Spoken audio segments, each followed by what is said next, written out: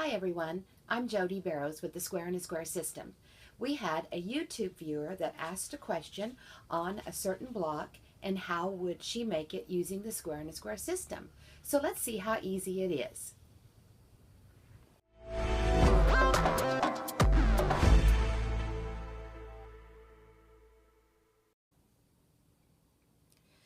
The question today starts out with an option 5, which is putting anything in the center of your square.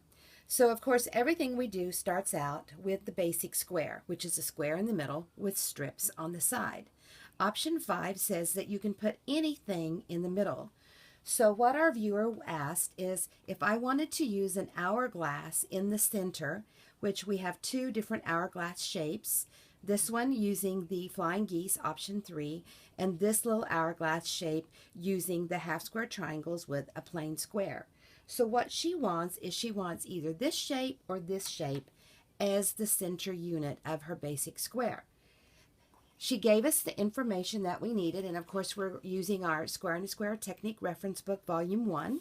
We'll come back to that here in just a minute. So she is wanting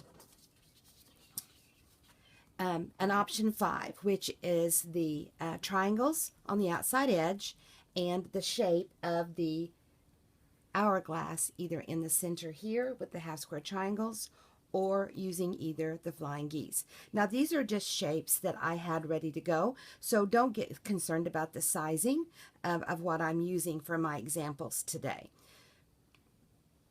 So the first thing to understand or to know is that she said she wants this center here to be a 5-inch, and that is a 5-inch sewn.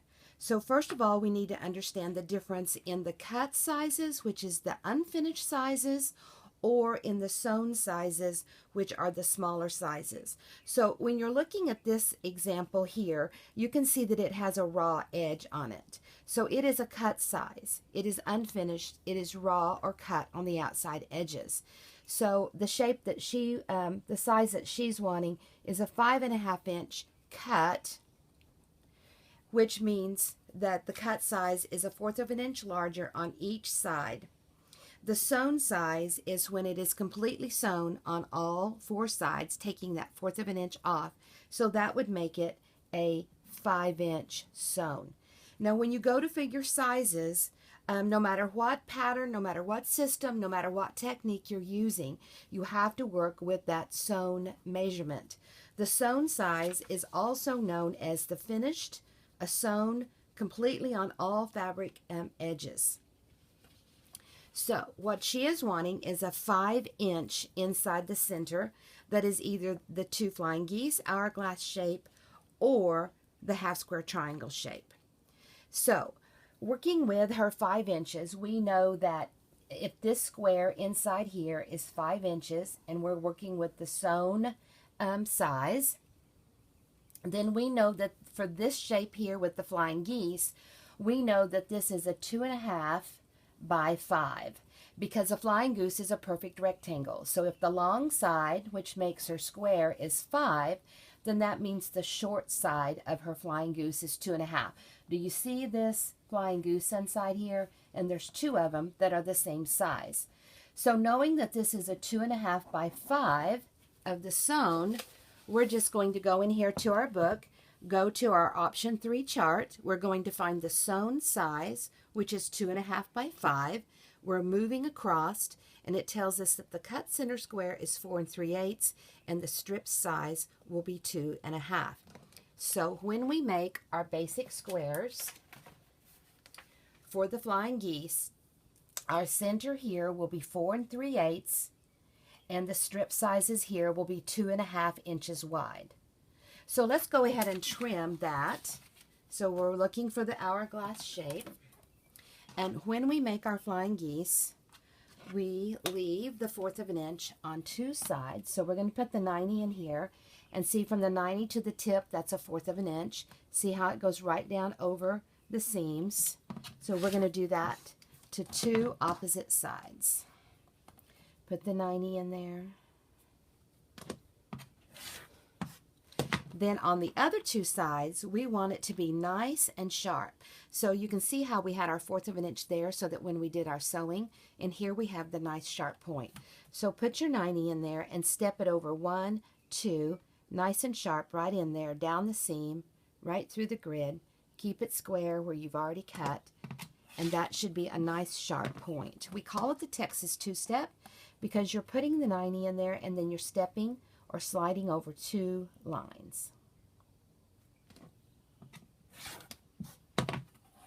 Need to be just a little bit sharper on that one since I'm kind of working at an angle here with the camera right above me. I didn't get it quite in that tip, but nice and sharp. Then come in here and just cut it through the sharp Texas two-step. You will have your 2 flying geese. You would sew them together nose to nose, and of course you can do anything with your color that you want. There it is with the seam taken out of it. Then you would sew around it, and you're going to sew around it with strips. Let me see if I had that on here. The strips that, here it is on this one.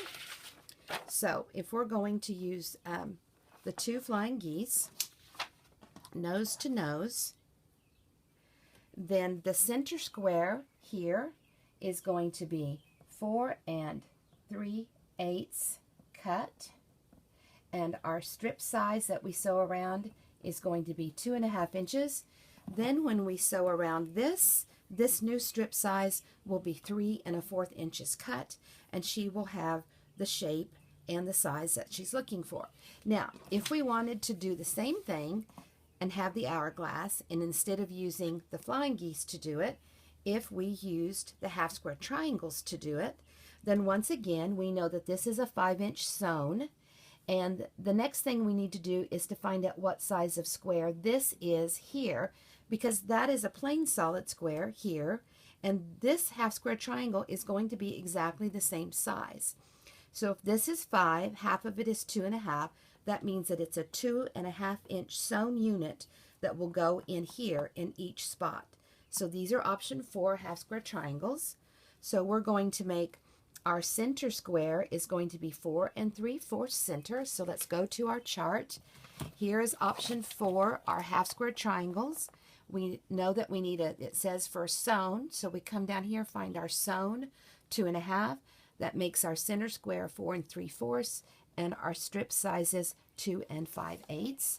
So I wrote that in here, 4 3/4 for our center, and our strip sizes of 2 5/8. Now, when you cut, so we want half square triangles, and we're going to get 4 of those.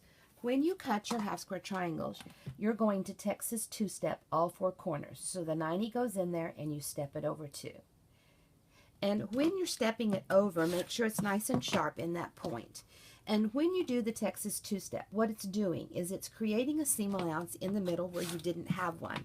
And it's moving your points so that when you get it cut into your option 4 half square triangles and then re-sewn back into your block or your quilt, then all of your points will be exactly where they need to be.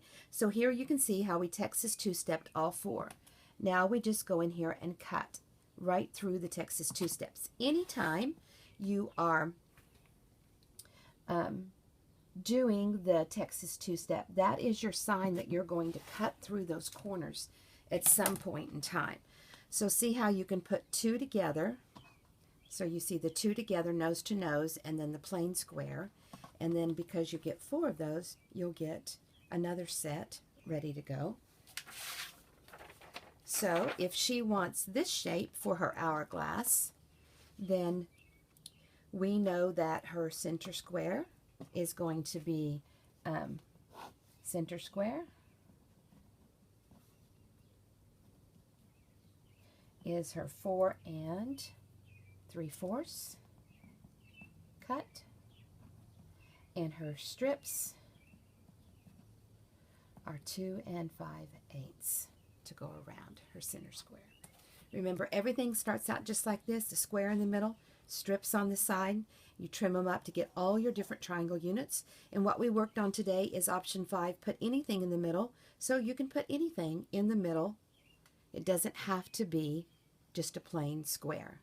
So obviously this helped you learn how to use the charts and get your brain thinking and being creative on making your own designs and adapting other patterns to the square and the square system.